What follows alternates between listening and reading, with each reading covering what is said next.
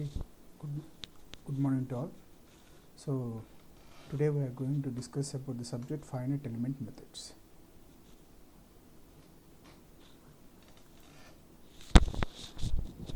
We are going to discuss about finite element methods. Okay, so myself is K. Manikantesh, Assistant Professor, Department of Mechanical Engineering, KBRX. So now we are going to discuss first unit on the finite element method. So first of all, we are going to start with the definition of the finite element method. Okay, so as per definition, we can say that the finite element method is a numerical analysis technique used by engineer to develop the optimal solution. Okay, so simply we can say that before going to development of the true object or true object, we should analyze the object that whether it will withstand to desired conditions or not. Okay, so to analyze that whether it will withstand or not, we are going for analysis technique using software called ANSYS. Okay, so the same technique which are used to solve the problems by using mathematically is nothing but finite element method. Okay, so we can say that it is one of the powerful tool to solve the numerical solutions for various number of numerical problems. Okay, so the name itself, finite element method, states that finite element means division of an given structure into number of small elements, and desiring the solution for each and every element is called as finite element method. Okay, so next, to solve the problem in finite element method, we are having different steps are involved while solving the solution for the problem. Okay, so first step is discretization of a structure. So what is meant by discretization? Means, so discretization means division. Discretization nothing but division. Okay, so here we are dividing the given structure into number of small elements. So this is the first step. So as I said, finite element method is a process of dividing the structure into number of small elements and solving the solution for each and every element to get the final solution. Okay, hence the same process to divide the structure into number of small elements. The step involved is the discretization of the structure. Okay, so here we are having different types of elements to divide the structure into different number of to discretize the structure. Okay, so if the body is a one-dimensional body, we utilize the one-dimensional element to divide the structure or discretize the structure. If it is a two-dimensional element, we are going to utilize 2D element, so to discretize the structure. Most commonly used 2D element are triangular shape, which is having geometry of triangular shape or square shape. Okay, so similarly, the three-dimensional body, we can utilize 3D element like cube or tetrahedron.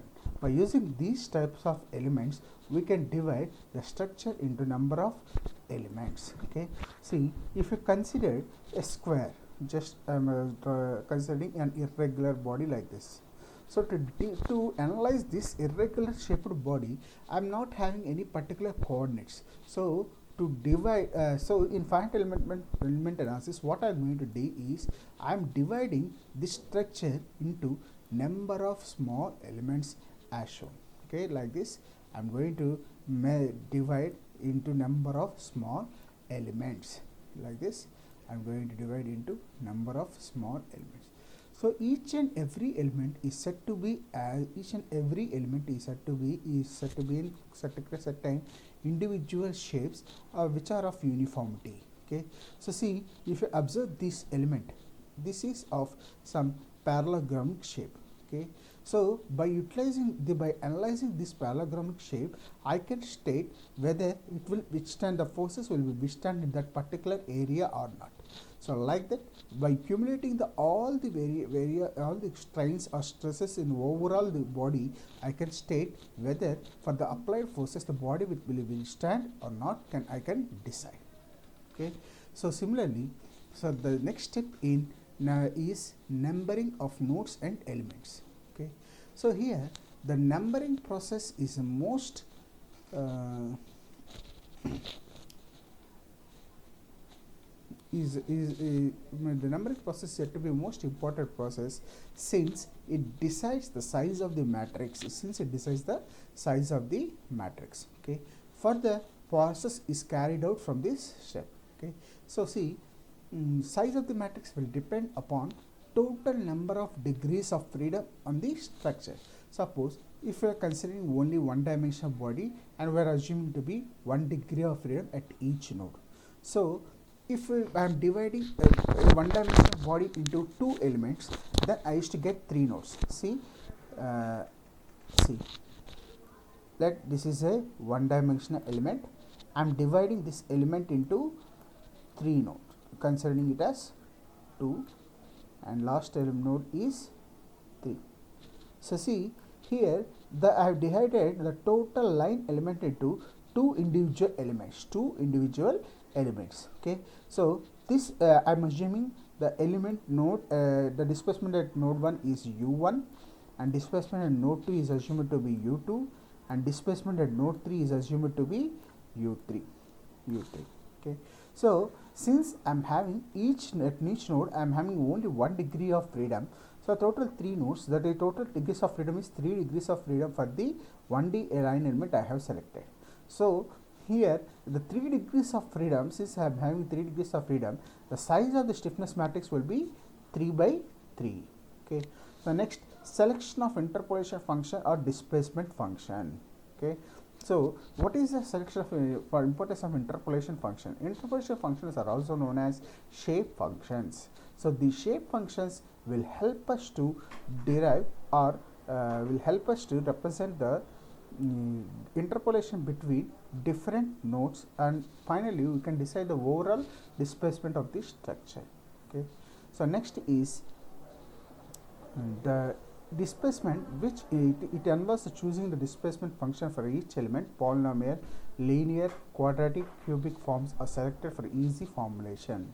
So depend upon the nature of the element or depend upon the total number of degrees of freedom of the element, I can select the interpolation function or polynomial function which may be of linear, quadratic, cubic. Okay, so linear means the power of the function is 1, and quadratic means the power of function is 2, and cubic means power of the function is 3. So based on the interpolation, the degrees of freedom, I can select the particular displacement polynomial function, and this from the polynomial equation we are selecting, we can derive the interpolation functions. In coming further classes, we are going to learn how to write the polynomial equation and what is the importance of the polynomial equation very clearly. Okay, just remember that. So the polynomial equation, the interpolation functions are generated by using the polynomial equation. So polynomial equation can be derived, can be written based on total number of degrees of freedom of the element. Okay, so next, step 4 is defining the material behavior using strain and displacement relationship and stress and strain relationships. Okay, so the strain and stress relationship and stress and strain relations are going to be derived. And next, deriving the element stiffness matrix using the strain energy function. We can derive the element stiffness matrix. So simply we can say that from Hooke's law, stress is equal to Young's modulus into strain. So here the Young's modulus states the relation between the stress and strain, and the Young's modulus value is nothing but a property of the material which defines the behavior of the material or stiffness of the material. Similarly, we are going to derive the relationship matrix or stiffness matrix for different elements and different structures. Okay, so next is to solve the problem, we are utilizing different methods like direct equilibrium method or variational method or weight residual methods. So by using these methods, we can solve the problems. Okay, so next one is assembly of global stiffness matrix and global force matrix that we are going to be discussing further. Okay, so this is the layout of an finite element method process. As I said, this is a system which is done in the software. Okay, so see, first step is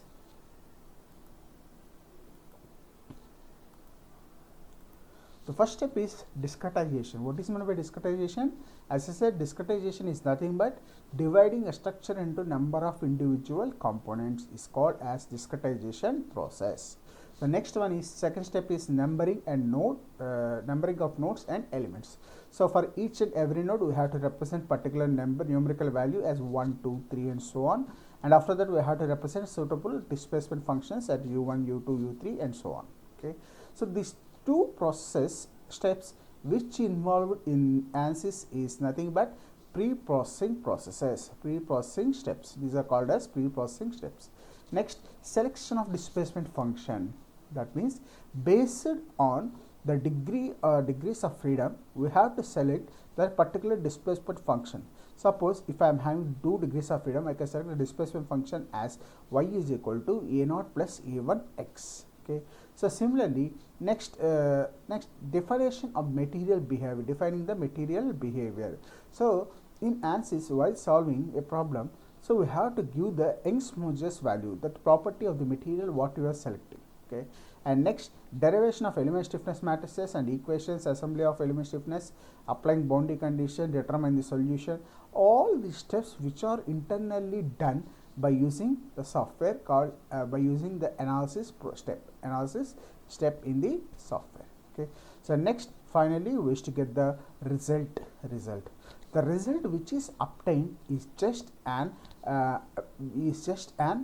approximate result or approximate solution. It is not an exact solution. So the exact solutions will be derived through practically. So based on this approximate solution, we can decide whether the object will truly satisfy the desired conditions of the customer or conditions of the desired conditions of the product. Okay. So based on this only, we can move further for development of the or production of the object. Okay. So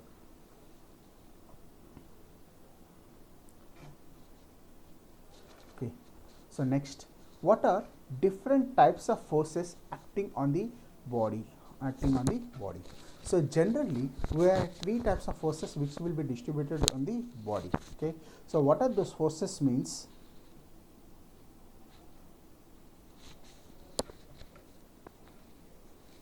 So what are those forces means? Just a minute.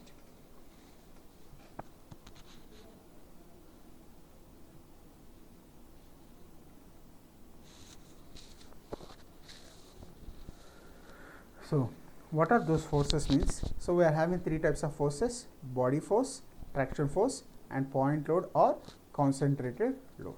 Okay. So what is body force? So body force is nothing but the force which is distributed over the entire body uniformly is called as body force. So its units are generally expressed in terms of force per unit area. So force per actually force per unit volume. So example for body force are density, specific weight, inertia force. Okay. So density, what is the unit for density? Kg per meter cube. So that means the 1 kg of force which is distributed over the area of 1 meter cube is called as density. So that means the density will carry the total weight on the total volume. So such type of forces are considered as body force. Next one is traction force. So it is a type of force which resists by means of contact, like frictional forces, viscosity, etc. that will be generally acts on the surface of the body, and it is generally expressed in terms of force per unit area. Okay. So next one is point load. So point load is nothing but a concentrated load which acts on a particular point or node is called as point node. Okay, or concentrated load. Okay. So we will continue in next topic. Thank you.